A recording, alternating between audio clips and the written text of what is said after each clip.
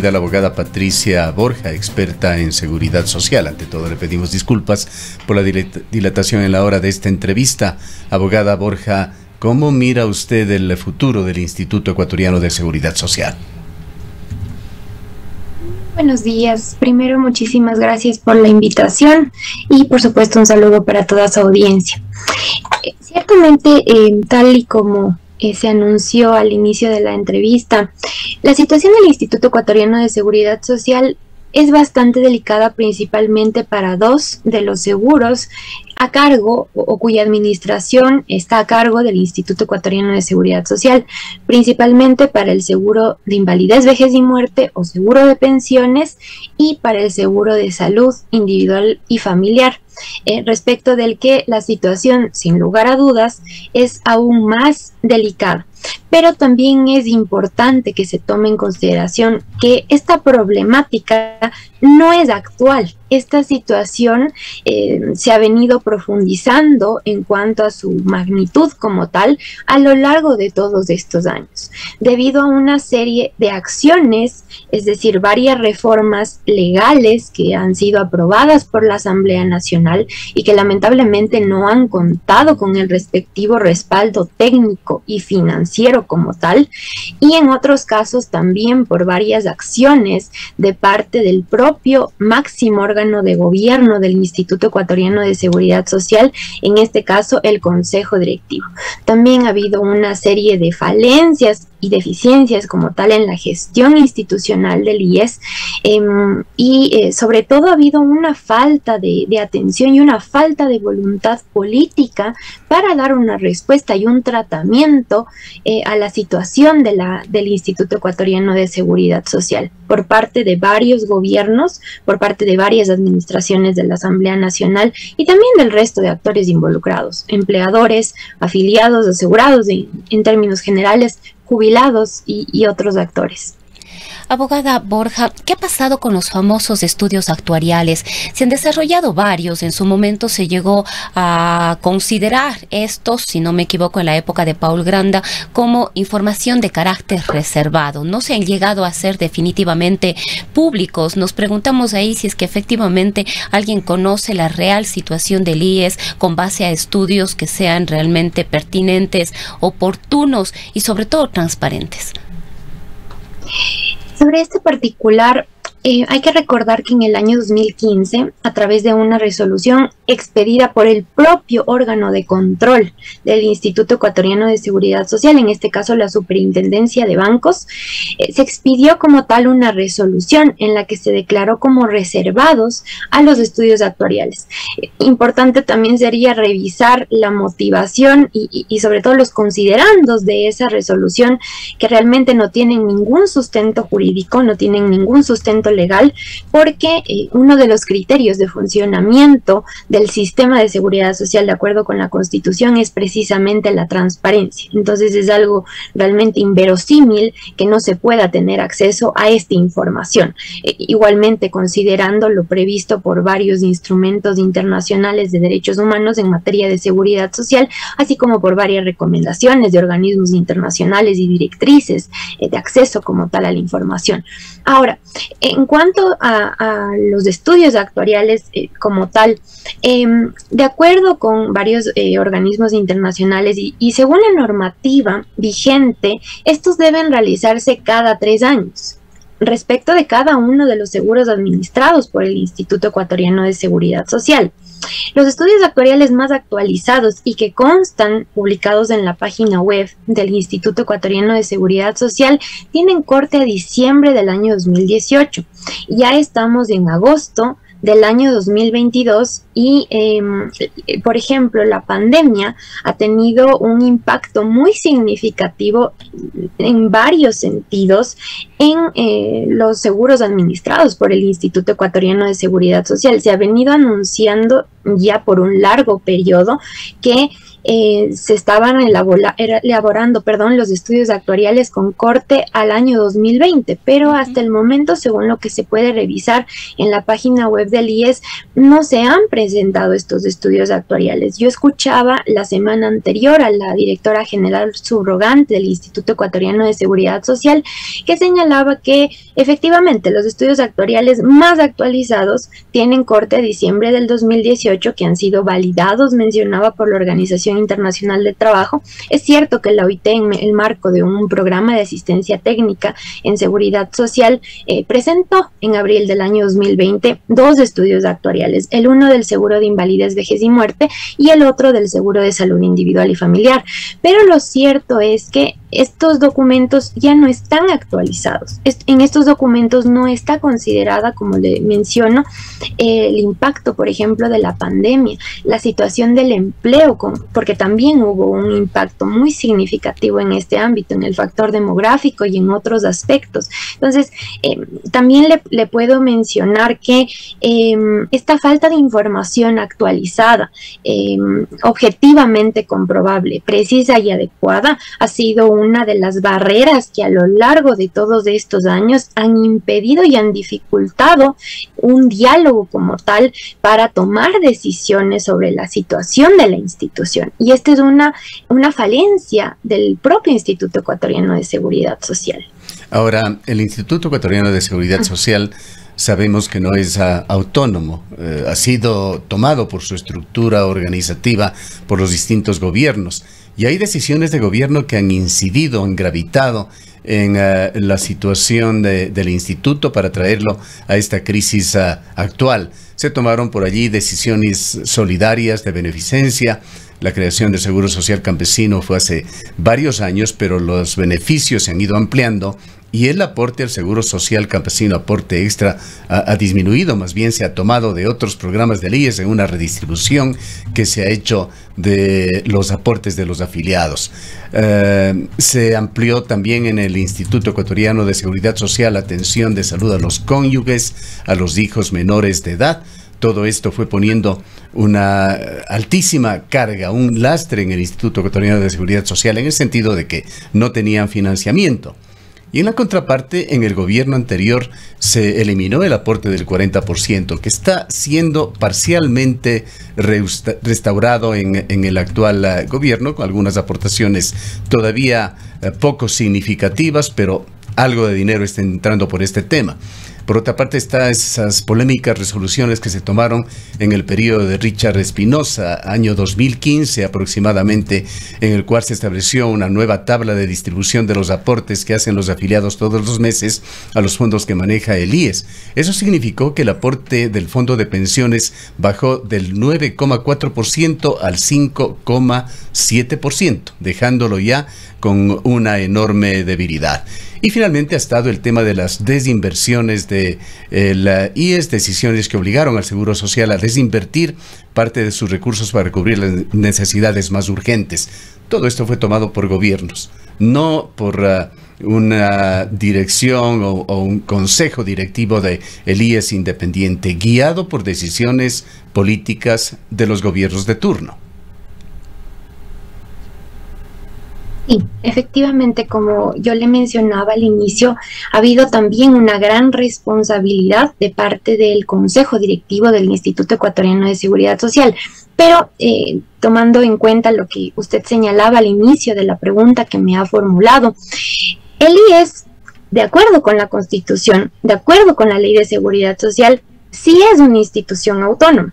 Tiene una autonomía que se relaciona con 5 ámbitos: el ámbito normativo, el ámbito técnico, presupuestario, financiero y administrativo. Eso le puedo mencionar en lo previsto por la normativa.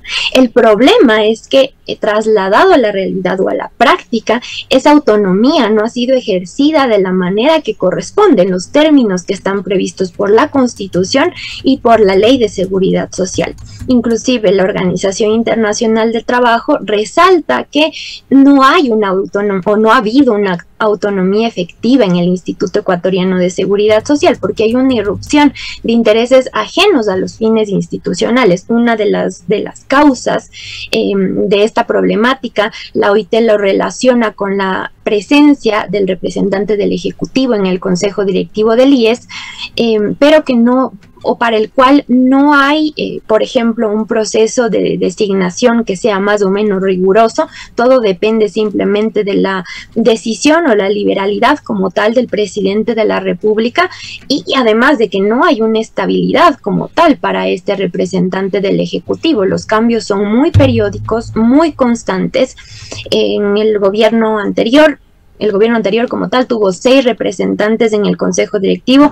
El actual gobierno, en menos de 2 años de su periodo gubernamental, ya cuenta con su 3er representante. Entonces no hay una estabilidad, y esto tiene una incidencia también en la administración, porque hay falencias a nivel de la Ley de Seguridad Social. El Consejo Directivo del IES tiene atribuciones y competencias no solamente de política y rectoría, también tiene competencias a nivel administrativo. Y esto es algo que no debería ocurrir. Ha sido objeto de análisis por parte del OIT en varios informes que han sido presentados en el 2007, por ejemplo, en el 2008, en el 2020 igualmente, y también recientemente en este año 2022. Lo han señalado como un problema, esta presencia de un consejo directivo con competencias también administrativas. Este es un gran inconveniente que debería ser corregido a nivel de la Ley de Seguridad Social a través de una reforma. Pero también hay un problema que también genera un debilitamiento de la institucionalidad y la gobernabilidad del Instituto Ecuatoriano de Seguridad Social, dada la realidad del Consejo Directivo, que si bien es cierto cuenta con 3 miembros, de acuerdo con el artículo 28 de la Ley de Seguridad Social, hay 2 miembros que están en funciones prorrogadas. La última designación fue realizada en el año 2012, y de acuerdo con la Ley de Seguridad Social, su periodo de funciones debe ser de 4 años, por lo que debió concluir a fines del año 2016, pero aquí también hay omisiones. No se ha llevado a cabo una nueva elección, a pesar de que la inconstitucionalidad, porque también se declaró la inconstitucionalidad de 2 incisos del artículo 28 de la Ley de Seguridad Social referentes a quienes intervienen en la designación del representante de los empleadores y de los asegurados, pero fue diferida, es decir, los efectos fueron postergados. Y de otro lado, la Asamblea Nacional hasta el momento no ha reformado un artículo de la Ley de Seguridad Social, el artículo 28. Entonces hay una falta de voluntad política, nuevamente lo resalto.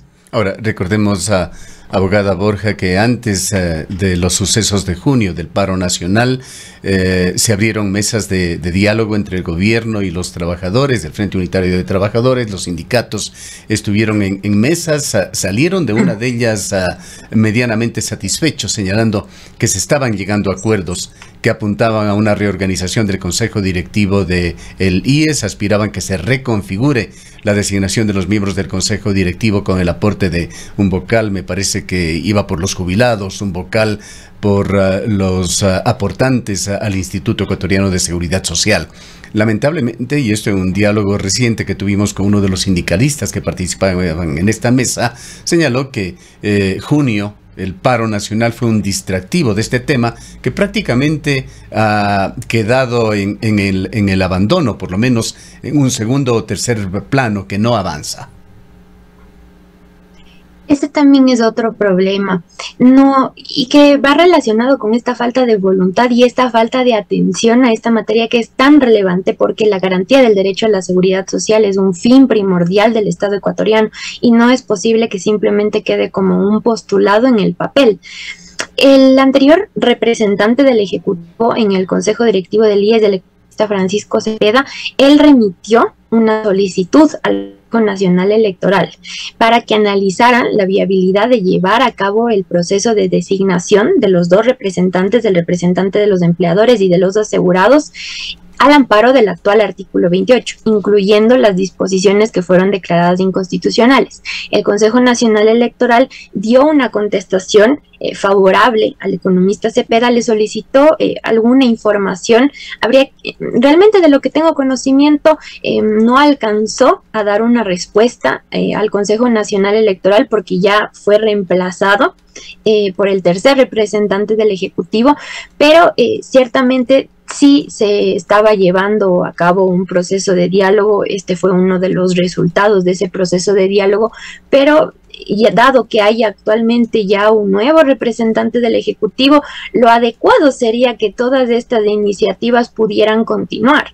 Pero hasta el momento no se verifica que sobre ese punto en específico vaya a haber una continuidad. Habría que ver cuál es la postura respecto de este particular del actual representante del Ejecutivo en el Consejo Directivo del IES, pero también lo que le puedo mencionar es que el Consejo Directivo expidió, por ejemplo, la resolución número CD 646 en abril de este año, en la que creó una comisión para el diálogo del IES por la seguridad social, y hasta el momento no se conoce si es que ya fue conformada esta comisión o si a lo mejor los miembros habrán sido incluso sustituidos porque ya hay un nuevo representante en el Consejo Directivo, porque cada uno de los miembros del Consejo Directivo tenía que denominar o designar a un representante. Pero lo importante de esta comisión es que tiene la misión de estructurar un proyecto de ley de seguridad social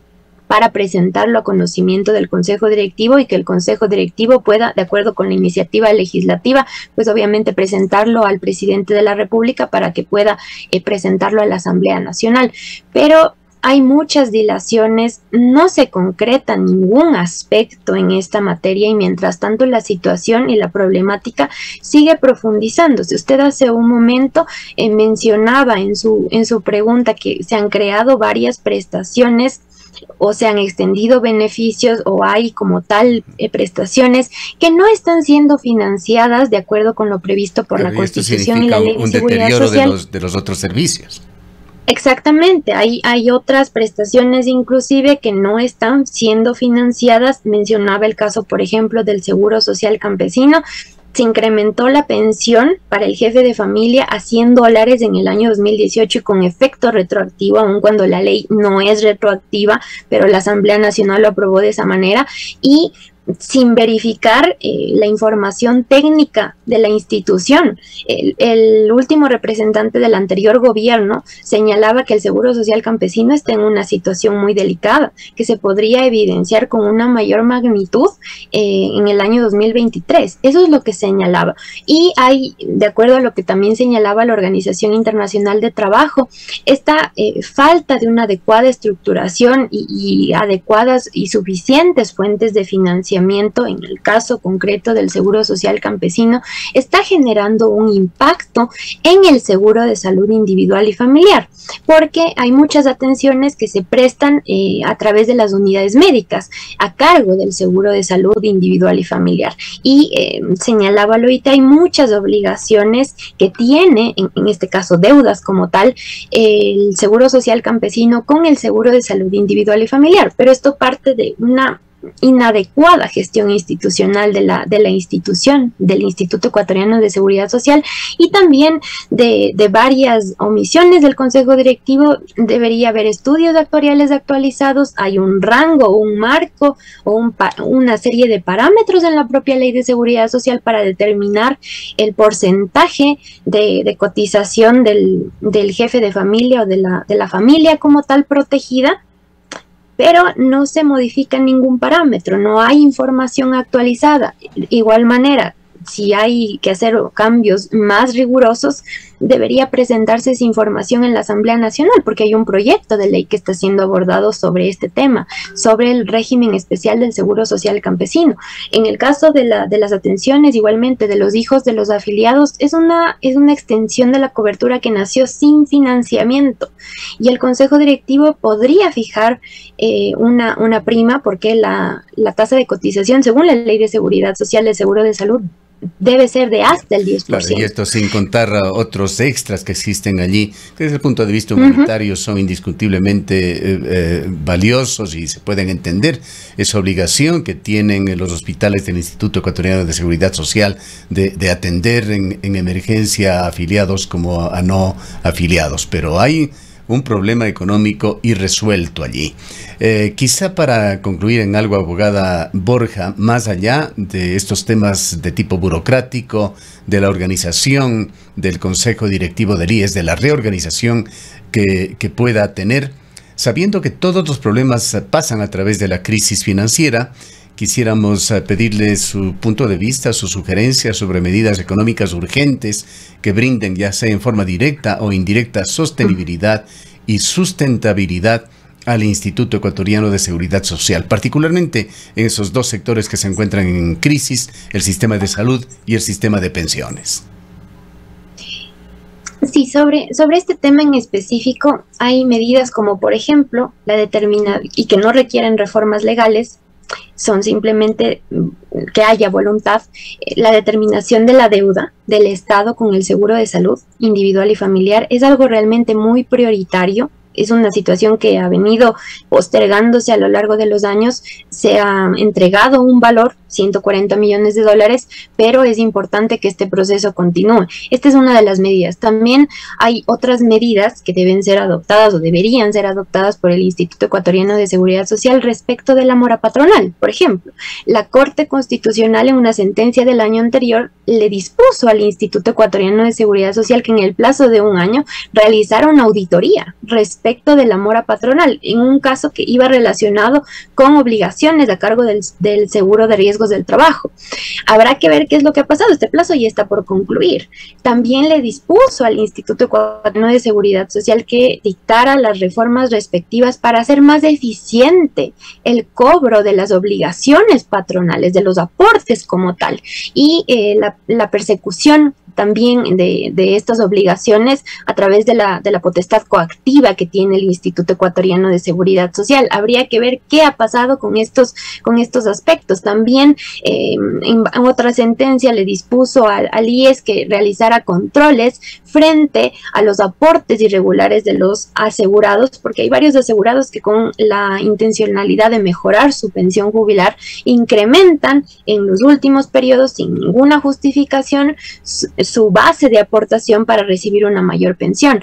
En el caso, por ejemplo, de los hospitales, para no extenderme mayormente, hay en general varias recomendaciones para un fortalecimiento a nivel informático para que haya un mayor control de los insumos médicos, de los medicamentos, y también a nivel del sistema informático para evitar que haya situaciones irregulares o controlarlas al máximo, pero también generar optimizaciones de recursos por medio del análisis, por ejemplo, de la nómina de la institución, que es algo muy importante. También es algo muy importante que haya procesos de evaluación constantes a los funcionarios de la institución y claro, también acompañados de una capacitación respectiva para los funcionarios. Creo que también es muy importante que haya varias medidas y campañas comunicacionales de parte del Instituto Ecuatoriano de Seguridad Social para promover la afiliación y a través de una mejora en la gestión institucional generar una confianza para que más personas puedan decidir afiliarse al Instituto Ecuatoriano de Seguridad Social. Esas algunas medidas que le podría mencionar. Bien, queremos agradecerle. Realmente un tema sumamente complejo con tantas aristas del Instituto Ecuatoriano de Seguridad Social, pero que requiere una atención urgente del gobierno nacional, de todos quienes tienen que ver con el Instituto Ecuatoriano de Seguridad Social, los empresarios, las fuentes de trabajo, los trabajadores, particularmente los aportantes al IES, que se encuentra en una profunda crisis que pone en riesgo su propia supervivencia. Gracias a la abogada Patricia Borja, experta en seguridad social.